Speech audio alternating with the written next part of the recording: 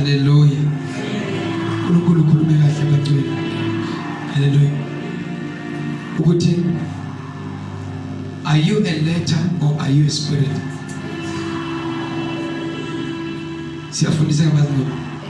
Because if we let, we are study share. If we let, we are understanding. That is why Maunga Pega who Adam Uma Asentimina Senate. Pega Pegwe enter when dedicated, enter when ena young into Oga Kaba. Who Adam la Pega Pegacon. Asanke Nanoma Nanabe Imani Bacon. Namangiti Ukuru Pega Bacon. Pega Kaba in the man. And I haven't gained catches about Adam Iman.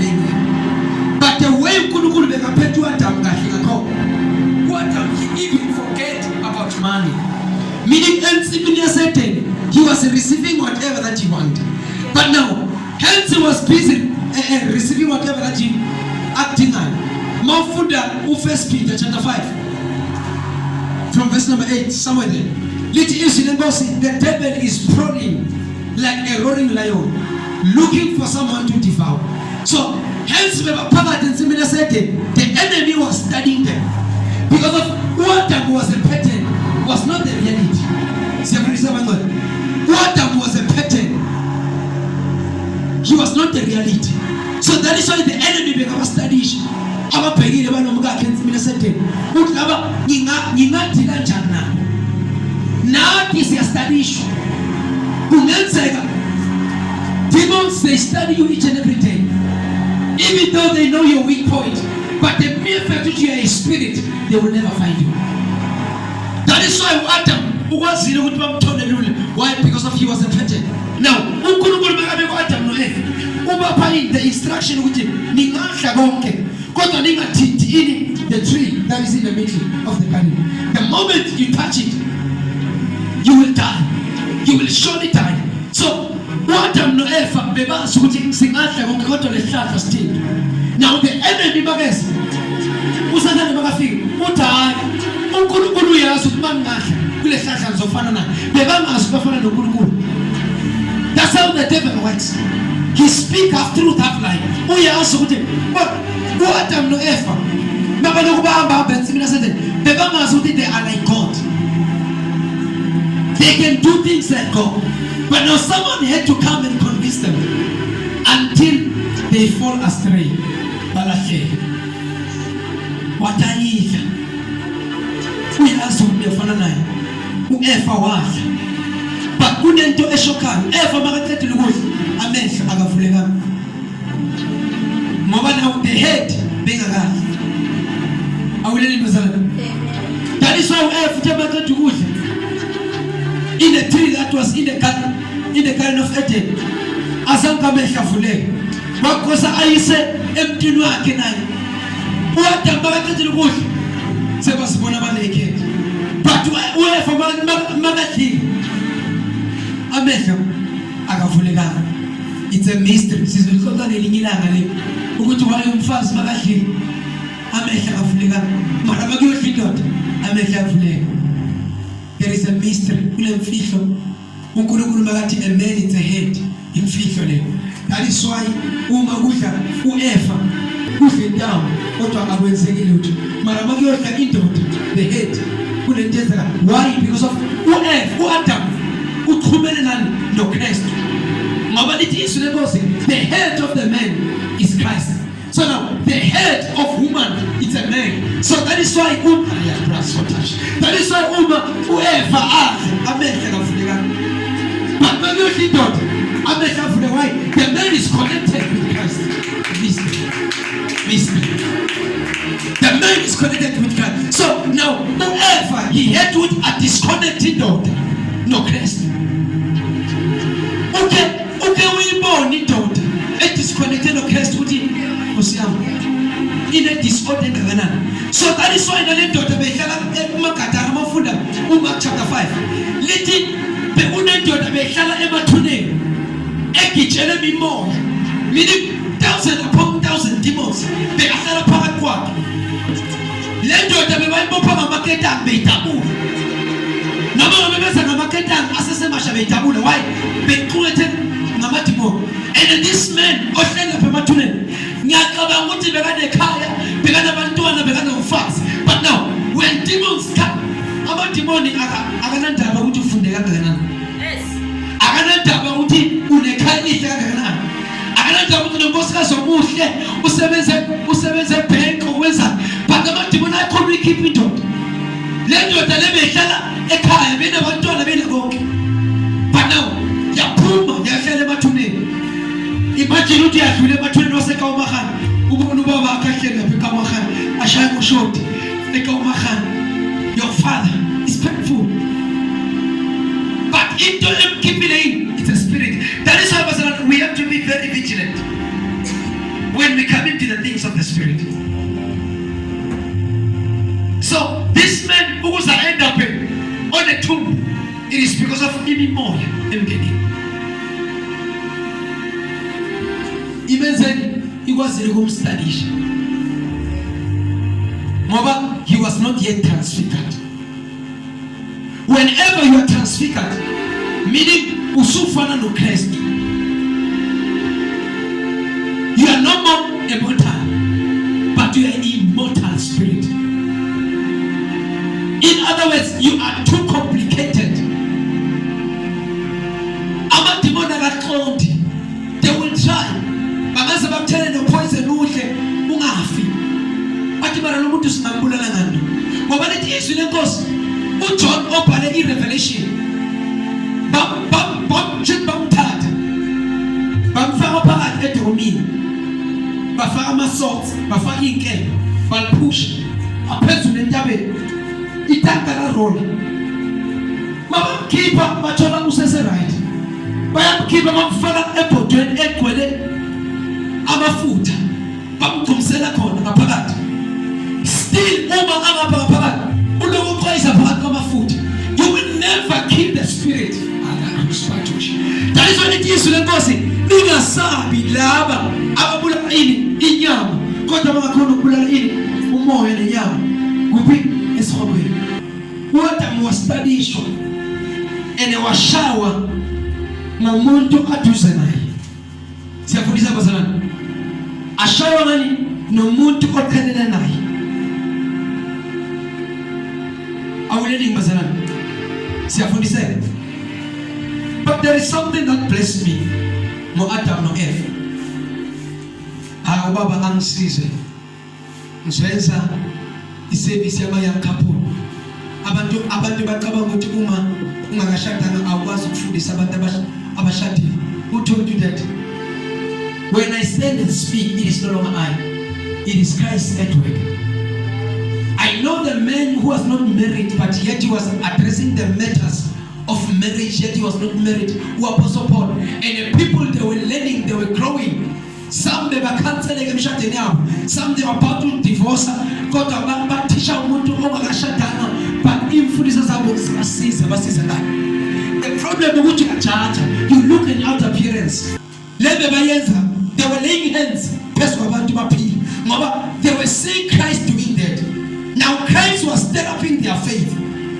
So according to the standard of this world, umntwana kumele ahambe.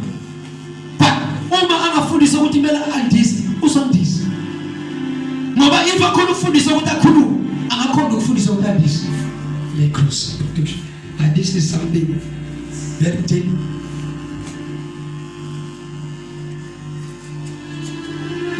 Ngitazi ukuthi if faith engaphakathi kwakho, it's something that is beyond what you can think of.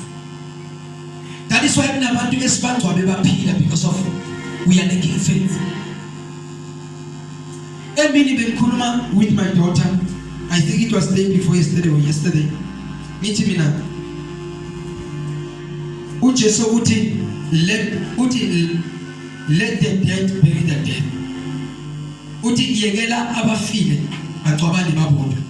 Kodwa akakhulumi ngomuntu already ofile osethuneni. Umuntu ofile already angangcwaba njani umuntu ofile ngoba naye ufile. So uJesu la ukhuluma ngani? Ukhuluma ngabantu beletha.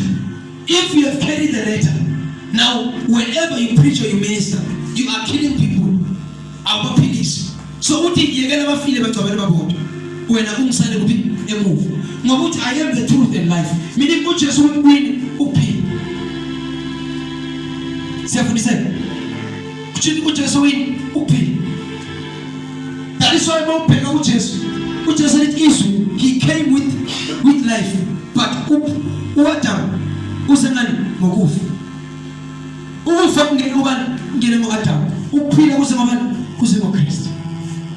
Lana we are talking about two stars bazalwane sikhuluma about the morning star. Even now the devil is calling himself a morning star but he's no more a morning star. And about the revelation uJesu he called himself a morning star. Now I'm a morning star. He's no more a morning. He's a morning, but Christ is a bright morning star. He's no more bright. He's dark. Yes, he's a morning star. In the spirit. Physical.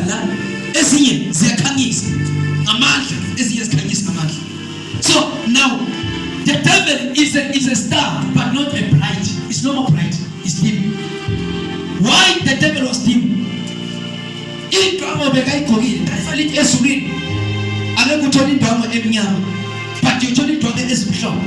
Why? It is because it reflects. So the devil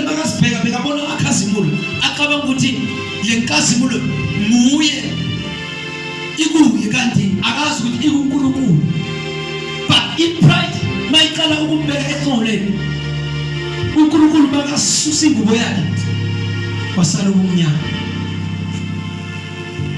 so that is why it is very much important to remain humble in life. Are we learning, beloved? Are we learning? So make sure that your life is hidden in Christ. Yes, it's not you know what? How many things always escape? Not because of you are better, but it is because of you are a spirit. Are we learning? Are we learning? Let me usher you a bit.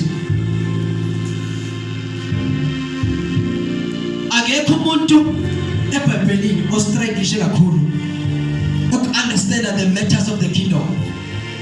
Peter. Peter, he struggled in such an extent that he had to come again and give him a vision. I'm telling some of the things as I'm telling in order for him to understand the things of the Spirit. But yet the Holy Spirit was upon him. The Holy Spirit can be upon you, but failing to understand the things of the Spirit. Peter, he failed to understand until he was not. God was not. It was not necessary for God to answer. The Holy Spirit is upon me. Again, vision. On behalf of as if I do mind the part of Peter again. Why? It is because of Peter. He was struggling. That is why Mama Pen could have been to our killing and cat.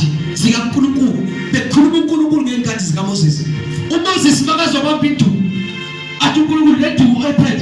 Il a fait le pant, il peut nous dire. Il doit être un peu de la pant. Il n'y a pas de tout. Et c'est de la Kuru, c'est à tous. That is why I buy Kutanisani no Tana. He had two things to go. If Moses will actually do a path, I'm just Lenyoga. Should the issue in the Lenyoga? Is it necessary? I'm a cobra. Leo it was more than them. One Moses who may lose. Why as a Balegino?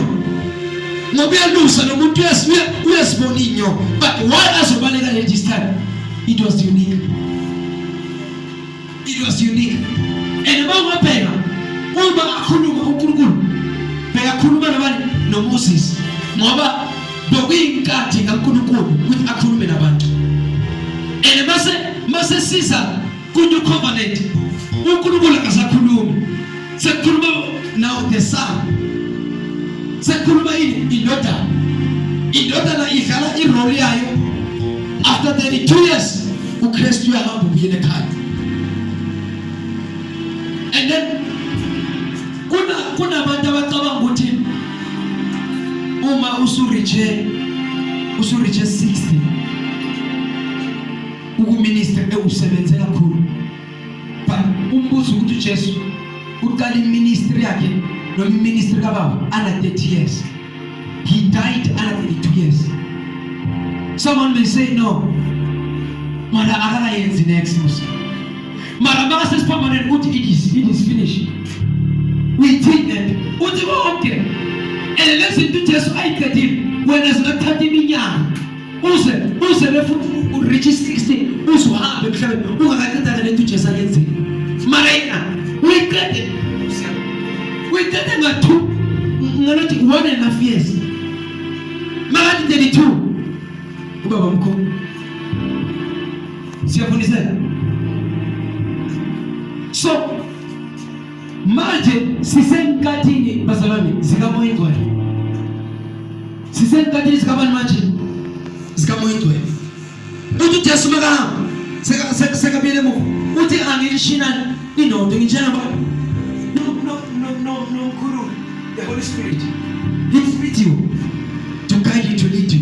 So manje kulesikhathi esikisho we are living in the times of the Holy Spirit. And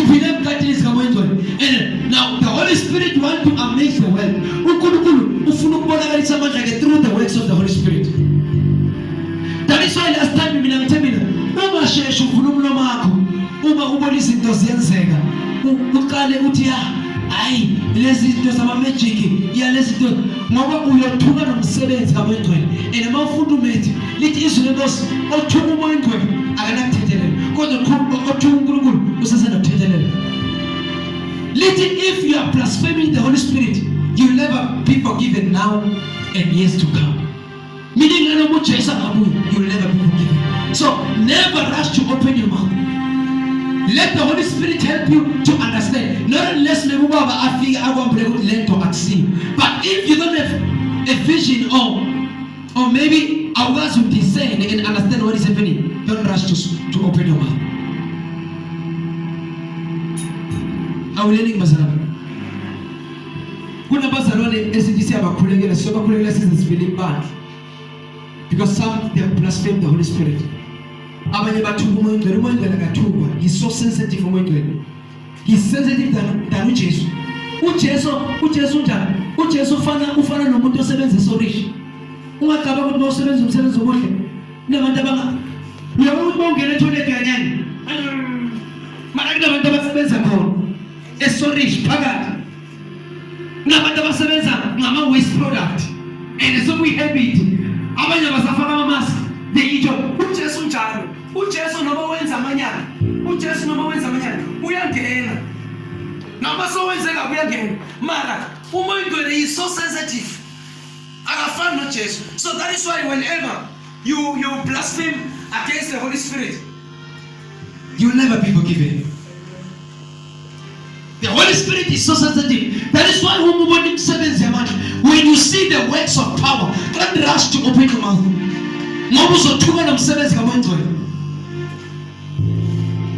We used to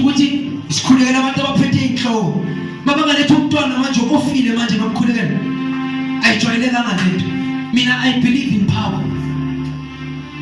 That is why people just leave the dead, let the dead bury the dead. Why? Because uJesu begazi ukuthi mangahamba nalomuntu ngene njoba thi ngifuna ukungcwaba umfowethu uJesu mangahamba naye lo muntu bekayophila ngoba kwazile ukuvusa uLazaro anuka ahleli 4 days enuka mara ukwazile ukuvusa umlinde futhi avele nempethu impethu mase ziqala ukuphuma emzimbeni uJesu wafika. He just sighed. Father, glorify your son, so that your son may glorify you. Lazarus, why? The weight is the head. That is why we We have to grow and reach a level whereby we value the word, whereby we understand the word. Then if we understand the word, we know how to bind and unbind on earth.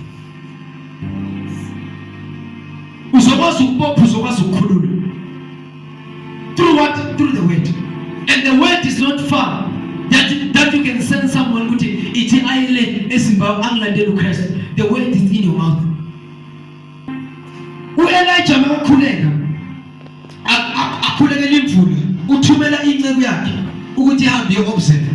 Inceku yakhe mayibheka phezulu ayiboni lutho, iyabuyitha akunalutho phezulu, uthi hamba ubheka futhi, yakhuleka ukuthi hamba ubheka futhi. Makabheka ubona just amafu alingana just nje nesandla so. Cabanga ungathi ubona if phela thina sikade ukuthi kuqala amafu afome abe maningi, then ikhala umuntu akabhusa wala aphula ihloko today phula ihloko. Why maningi usamafu lana sikhuluma ngefe elincane mari doda say 2:27 njengosi utabotshela inkosi ukuthi imvula seyizolo. Imagine ngene faith bazalwane akusumkhuleko ngithishile uma sifastile ehlala ngathi akusumthandazo otshentsha isimo, ifaith yakho etshentsha isimo. Lithi when you pray believing you shall receive whatever you want. When you pray believing, that means if ungathandaza ngakho I won't receive anything, the situation won't change. But what changes the situation is a faith. That is what Jesus, if you have a faith that is little like a mustard seed, you can speak to a mountain. A mountain is what? It's your situation. A prayer on its own is not enough. It needs what? A faith. Before I destroy Gomorrah and Sodom, I cannot hide this to my friend Abraham. Imagine, Abraham was a friend of God. And then you speak anything. So that means God is not a monster. But now, they're teaching, it was and aksilo kusaba ukuthi kumele ube nokuhlakanipha ngoba lithi ukala ukuhlakanipha umesaba uJehova. But now when you fear God in the wrong way, awumsabi ukuthi ube ne-wisdom, but umsaba because of wrong teachings, wrong doctrine. God, the more uba intimacy noNkulunkulu, uba nobudlelwano obujulile, ukala manje ukuba deep noNkulunkulu, God can reveal himself. uNkulunkulu akasi difficult bazalwane. Yithi esileka knowledge. That's why my people are perished because of the lack of knowledge. But now if you can find that knowledge, you will understand what God is a caring Father. He's a loving Father. Allow the things of the Spirit to take over within you. Because it's in the essence of physical. We don't approach them carnally, but we approach them spiritually. Let it those who live by the Spirit, let them walk by the Spirit. Those who live by what? By the Spirit, let them walk by the Spirit. So it is very much important, Pastor, to remain in the Spirit. Because understanding, I make us want to understand that I'm a trigger Satan if we are in the flesh. Now we Satan is as on tempt and dabbing and then fasting. But Ucheso, he was not having a carnal mind. Christ Jesus was spiritual. That is why he managed to conquer the enemy. But now remember we make that alright man, it's in good. And then Ucheso, he knew it with the devil ufuna kudure la majela. And la majela, I represent me. I am the rock. I am a chief cornerstone. And I fully turn them not into the norm, but into a bread. And I fully just put I am a bread of life. So, should man kudura la majela amazing need. Meaning as permanent. None of them have a fee. bese ngeke sidle next ngoba he is the bread. Uthi bafundi bakhe makahle nabo etafuleni. Uthi eat this, it's my body. Uthi drink this, is my blood. So that is why mabadla the bread, they were eating his body. So how come uthi Jesus nangabe bekayisiphambanweni atshela abafundi bakhe ukuthi this is my body, bengeka batshela why ibhodi yakhe bekayidle on a mountain? If nangabe akutholile wadla bekazidla yena, should already thina besingeke sidle anything from him. Born, I come with the bread.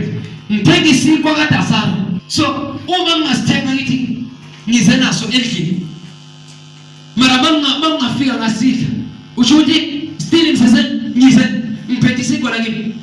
No, ngidlile. How come ukuthi ngidle into ngithi no la ngiyohlala nomndeni, mara la iteksini ngibhizi ngilo ngigibila inyala.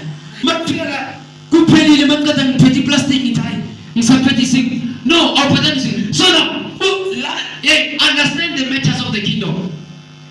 Ujesu lana usatani beakanti uzombitreya kahle. So bekazi ukuthi makahle usidla yena. Akahle lo usidla yena. Ngoba uthi take this rock. Mawufudu Peter uchaza kahle uJesu. Uthi Christ Jesus is a chief cornerstone. The builders has rejected. Little our builders Marak are rejected this chief cornerstone. That is why Umasaka is Segos Nasu Christ. Whatever oil it won't remain. So, Uchesuna Nabe Atli Lab Begas chapter 2 from verse number 19. They went out from us, but they did not really belong to us. For if they had belonged to us, they wouldn't remain with us. But they are going to show that none of them belong to us. Kuthi abantu banathi noma bebanathi. Kodwa when time is gone, kuzobonakala ukuthi abanye bebangasinathi. But they were with us. Siyafundiseka abantu.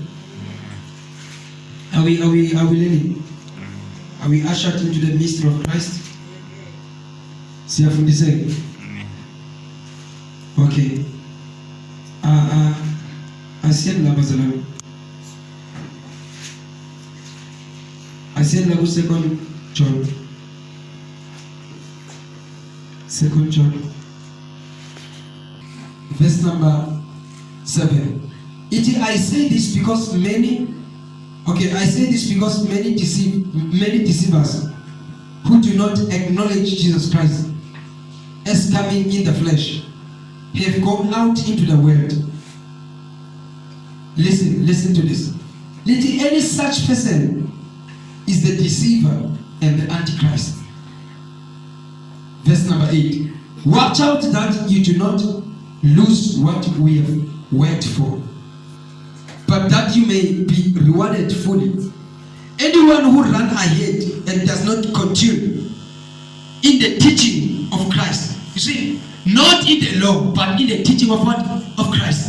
Don't come with your own teachings or with your own traditions, but we are running in the teaching of what? Of Christ. Let's proceed. Anyone who runs ahead and does not continue in the teaching of Christ does not have God, and whoever continue in the teaching has both the Father and the Son. That means when we teach Christ, we have both the Father and what? And the Son. Asikhuluma umthetho bazalwane. Siyafundiseka abantu. Go and read John the Baptist. John chapter 1 from verse number 16. We food the car. Then you will understand why umthetho awusebenzi. It's only the grace. And the abanye, because they did not find the revelation of the grace, they criticize the grace. Siyafundiseka abantu. Abaningi ngoba abanasambulo se grace, then bayayigxeka. Verse number 10. If anyone come to you and does not bring this teaching, do not take them into your house or welcome them. Bangabantu abezeli kuwe endlini yakho and bazokufundisa imfundiso engasiyo kaKristu, but yet you have welcomed them. Let it do not welcome them. It's not me. Asifundeni bazalwane. Verse number 10. If anyone comes to you and does not bring this teaching, which teaching? The teaching of Christ. Let it, those who are walking ahead or who are teaching ahead but does not continue into the teaching of Christ. Verse number 10. Let if anyone come to you and does not bring this teaching, do not take them into your house or welcome them. Anyone who welcome them, share their wicked work. Meaning, but you become a sharer in wickedness. You become a part and parcel of it. But reality is, we must not welcome them. You need to be too strict. Sometimes you preserve what God has given you. That is why Baba contaminated easily. Why? Because you welcome any teaching. You take it into your mind.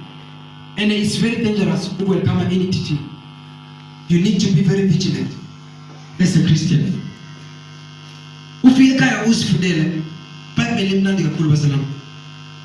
If anyone comes to you and does not bring this teaching, do not take them into your house or welcome them. Anyone who welcome them, share their wicked work. I have much to write to you, but I do not want to use a paper and ink. Apostle Paul says the paper and ink. You want to speak the Spirit. Akafuna ukubhala iletter. Ufuna ukufika akhulume the unrecorded. Izinto ezingekho engakalotshwa. Siyafundiseka abangcwele. Siyafundiseka.